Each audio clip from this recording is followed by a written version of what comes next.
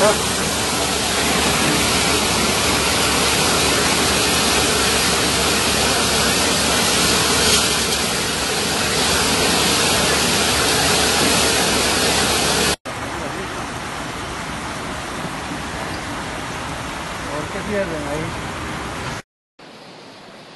heavy rains of the last hours generated the overflow of several rivers, as well as multiple floods in the canton of Turrialba, Cartago, as well as in different cantons of Limónu.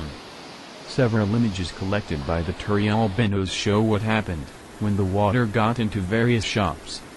The flooding of the Colorado and Turrialba rivers caused them to overflow, so the streets were totally flooded. Several people who were in shops, who were quite affected by the events, had to be rescued by the fire department.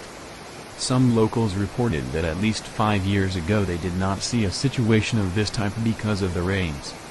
The mayor of that Carthaginian canton, Luis Fernando León Alvarado, said that this is the strongest impact of the whole year, so this Thursday afternoon they began to collect data to measure the impact.